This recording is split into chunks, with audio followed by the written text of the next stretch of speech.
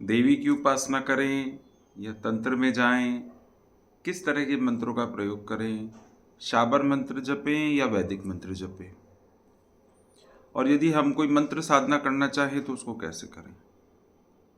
आध्यात्मिक जीवन जीने के लिए या साधनाओं में आगे बढ़ने के लिए क्या करें, कैसे शुरुआत करें जब हमको कोई बताने वाला ही नहीं हो। हमें तो कुछ आता नहीं है, ना ही हमने कभी पुराण पढ़े हैं, ना कभी शास्त्र। तो ये वीडियो उन सभी के लिए है जो लोग अपनी जिंदगी में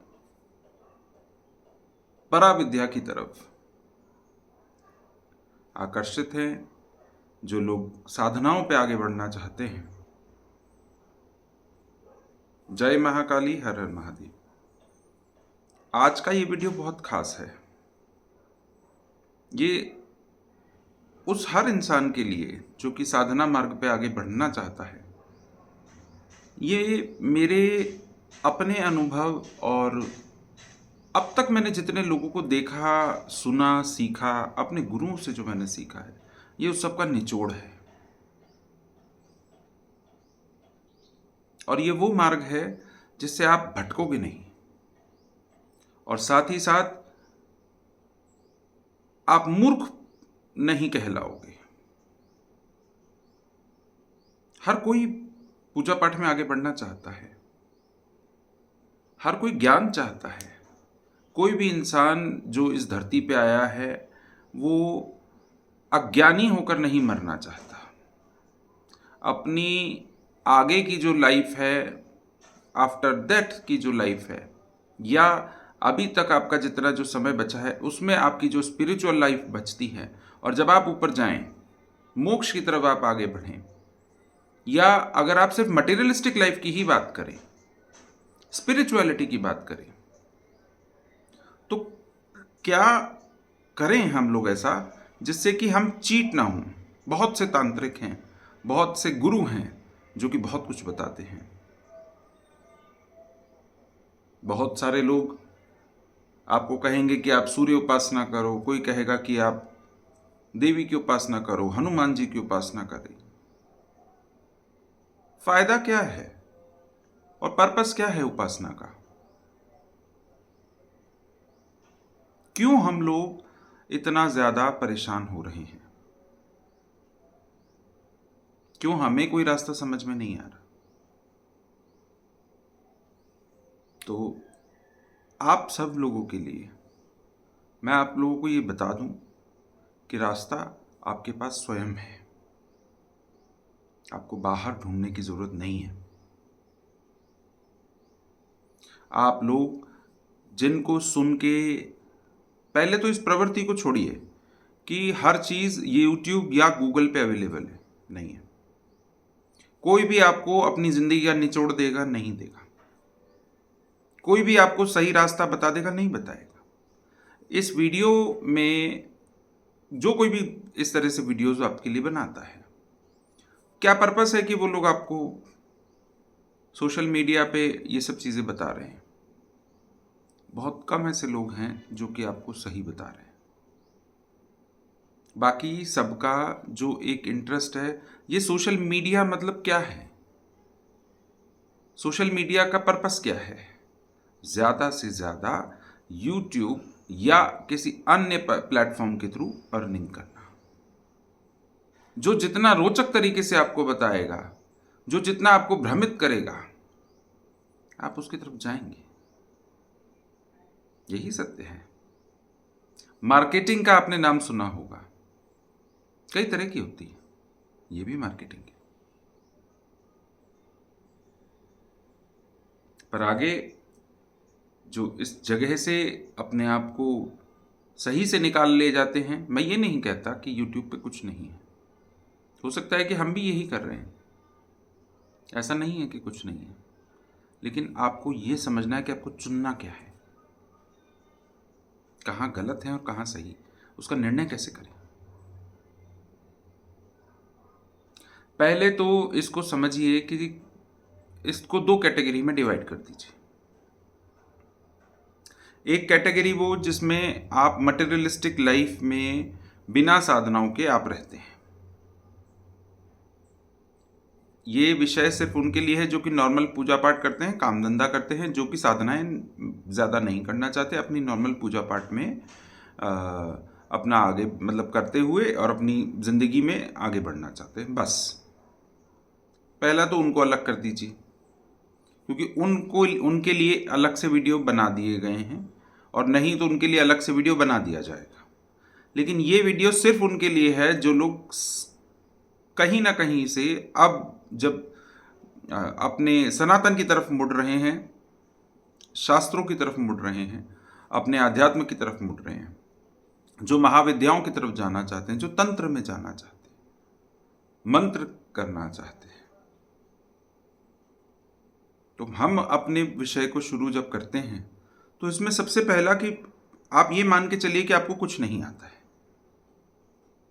आप एक नॉर्मल पूजा पाठ करते हैं, चाहे आप किसी की भी करते हो, चाहे महाकाली हो, हनुमान जी हो, शिव जी हो, भोले बाबा, भैरव बाबा हों, गणेश जी हों, कोई भी अन्य देवी देवता, कोई भी XYZ, आप अपना नॉर्मल पूजा पाठ जो अभी कर रहे हैं, धूप जलाते, आप दिया जलाते हैं, तिलक करते हैं, भोग लगाते हैं, आरती करते हैं, स्नान करवाते होंगे, आप ये सेवा कर रहे हैं, इसको आप कंटिन्यू रखो।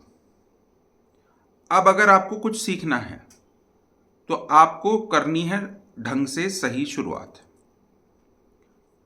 करना कैसे है?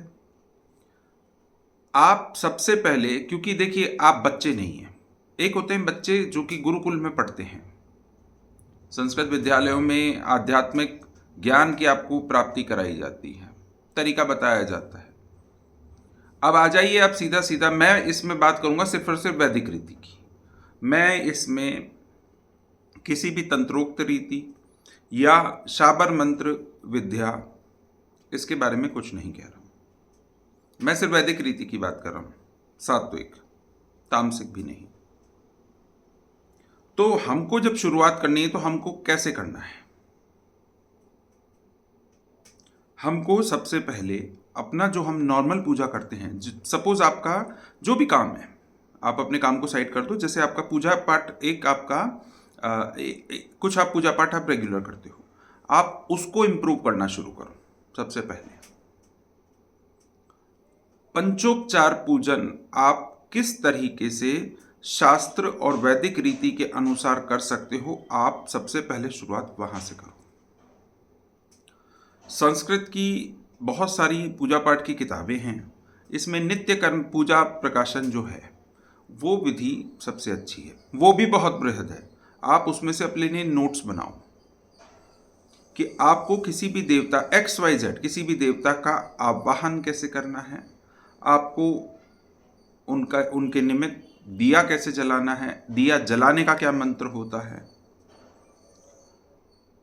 उनको भोग निवेदन किस तरीके से करना है, इसका क्या मंत्र होता है, आपको उनको स्नान कराना है या आपको उनको तिलक लगाना है, गंध अर्पित करनी है, फूल अर्पित करना है, तो उसका मंत्र क्या होता है।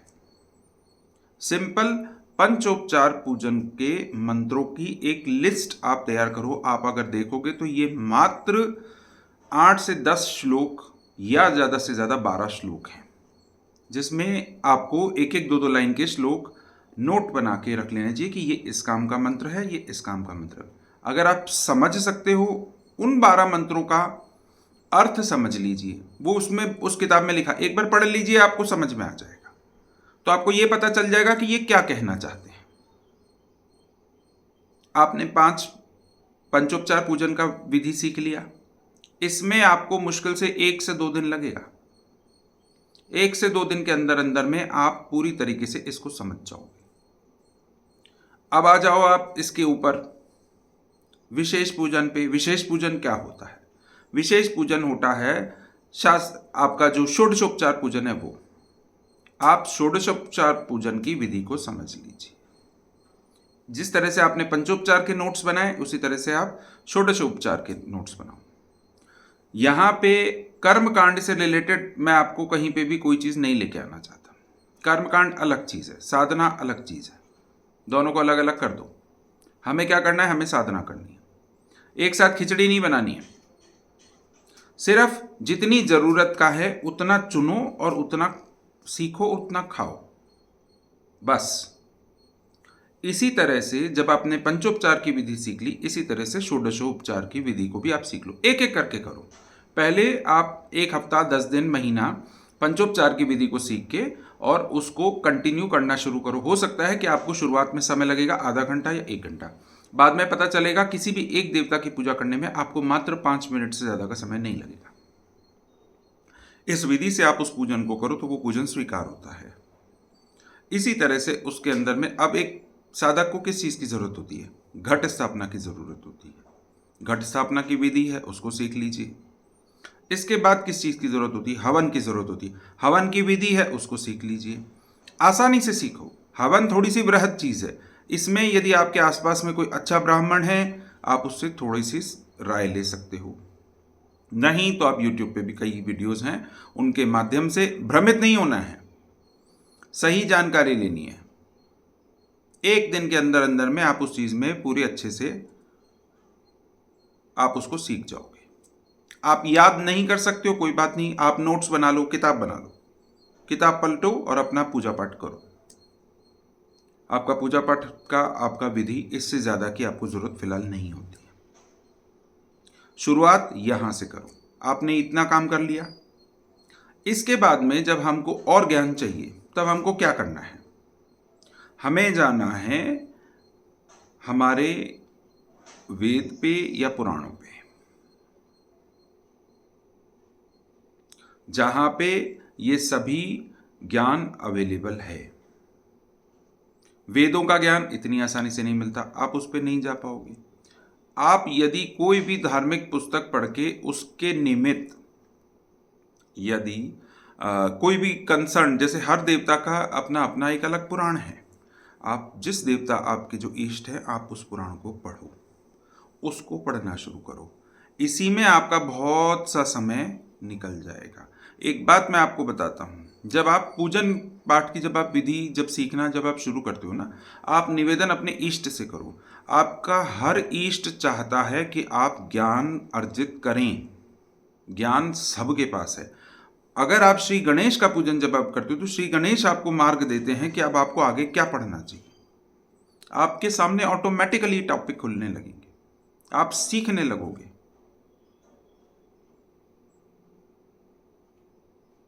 आप जब धीरे धीरे धीरे धीरे हर किताब को पढ़ने लगोगे, तब आपको ये चीज़ें समझ में आने लगेगी। पुराण बहुत बड़ा विषय है, हो सकता, क्योंकि ये ज्ञान का कोई अथाह सागर है। ये राय लीजिए, पूछिए, सीखिए। ज्योतिष के बारे में मोटी मोटी जानकारी आपको होनी चाहिए। आपको कम से कम ज़्यादा कुछ, अगर आप कुंडली बना नहीं सकते, पढ़ नहीं सकते, तो एटलीस्ट आप उस कंक्लूजन को रिलेट करना, समझना, सीखना शुरू करो। मिनिमम ज्योतिष बहुत बड़ा ज्ञान है, जो अपने आप में बहुत गुप्त है और बहुत बृहद है।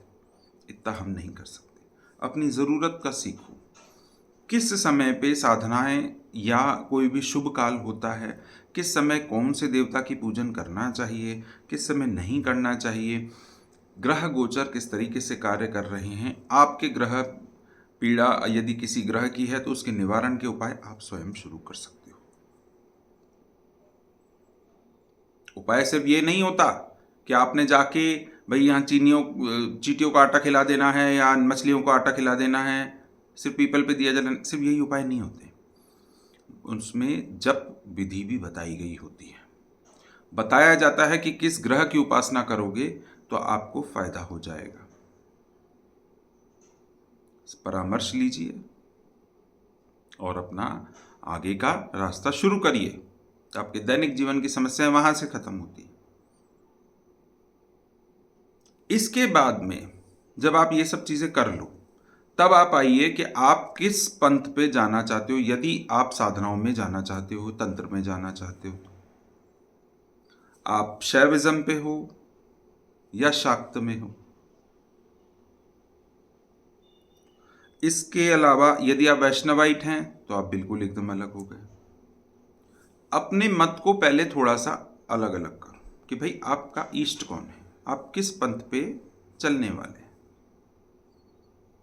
जब आप उस जगह पे पहुंचने लगेंगे तब उसके बारे में भी बहुत सी किताबें हैं जो आपको बहुत सारा ज्ञान देंगी, जो आगे का विषय है। जब आप इस प्रैक्टिस से अपने आप को आगे आगे बढ़ाओगे तब आप सही मायने में सही कुछ पढ़ के आप आगे जा रहे हो तो आप लोग मूर्ख नहीं कहलाओगे, वरना कोई भी आदमी आपको बेवकूफ बना देगा। और आगे सीधा अगर आप किसी गुरु के पास पहुंच जाते हो, ये सब चीजें आप नहीं पढ़ते हो, तो भी आप मूर्ख हो, आपको उसकी बात ही नहीं समझ में आएगी। जब इन चीजों की तरफ से आप चलोगे तो आप लोग एक होता है ना, बच्चा नर्सरी से लेके सीधा हर क्लास पढ़ता जाता है, एक होता है बच्चा सीधा चौथी में एडमिशन ले लिया, क्या करोगे आप? ये मैंने सिर्फ और सिर्फ वैदिक रीति से जो लोग आगे पूजा पाठ करना चाहते हैं उनके लिए बताया है। अब इसके आगे फिर कभी आपको आगे की जानकारी भी दूंगा। इसमें किसी को कोई कंफ्यूजन हो तो वो मैसेज करके मुझे पूछ सकता है, मैं जवाब दूंगा। आप कमेंट करें, और अगर आपको ये वीडियो अच्छा लग रहा है तो इसे लाइक शेयर जरूर करें। जय महाकाली, हर हर महादेव।